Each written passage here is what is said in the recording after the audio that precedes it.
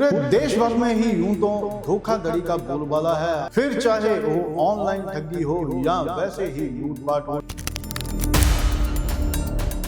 लेकिन ये पहला मामला सामने आया है जब सरकार के साथ ही धोखाधड़ी हो गई, और धोखाधड़ी भी कोई छोटी मोटी नहीं, करोड़ों रुपए की धोखाधड़ी। IDFC फर्स्ट बैंक से 590 करोड़ रुपए गायब हो गए जो हरियाणा सरकार के थे।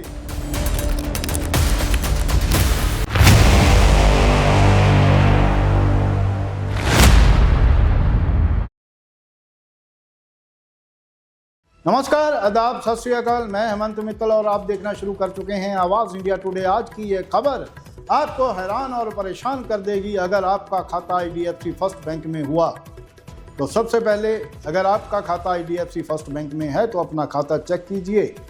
अगर नहीं है तो फिर आपको घबराने की ज़रूरत नहीं, लेकिन ये घबराहट फिर भी पैदा होती है क्योंकि ये धोखाधड़ी अगर सरकार के साथ हो सकती है और इतने बड़े बैंक में हो सकती है तो फिर हम कैसे महफूज हैं।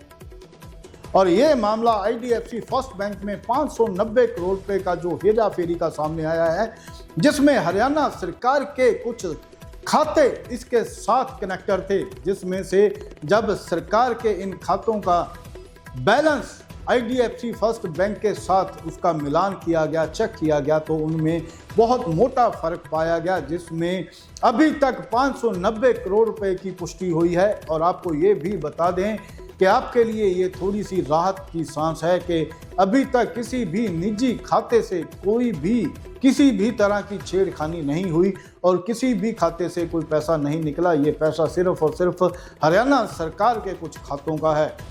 और इस बात की सूचना IDFC फर्स्ट बैंक ने खुद ही स्टॉक एक्सचेंज को दी कि हमारे बैंक में 590 करोड़ रुपए का हेरा फेरी का मामला सामने आया है, और जिसके चलते हुए इस बैंक ने अपने लगभग 4 अधिकारियों को फौरी तौर पर सस्पेंड कर दिया है। इमीडिएट उन पर एक्शन लेते हुए उनको सस्पेंड कर दिया और उनके ऊपर इंक्वायरी बिठा दी गई है। और मिली जानकारी के अनुसार ये भी पता चला है कि इन कर्मचारियों के साथ बाहर के भी कुछ लोग इनका साथ दे रहे थे, और ये भी हो सकता है कि कुछ हरियाणा सरकार के भी लोग हों जिनकी शय पर ये इतना बड़ा घोटाला सामने आया है। और अब तक की जांच में यही बात सामने आई है कि हरियाणा गवर्नमेंट के जो IDFC फर्स्ट बैंक का चंडीगढ़ में सबसे बड़ी ब्रांच है, वहां पर यह मामला सामने आया है। जब खाते चेक किए गए तो 590 करोड़ गायब थे।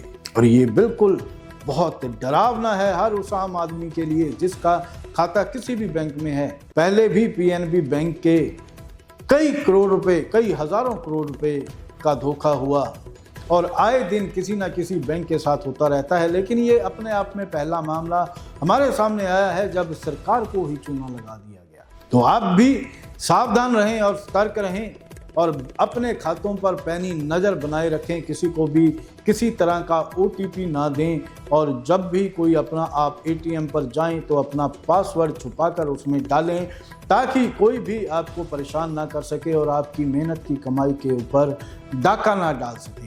तो IDFC बैंक से जुड़ी हुई हर जानकारी आप तक पहुंचाते रहेंगे। बने रहिए आवाज़ इंडिया टुडे के साथ।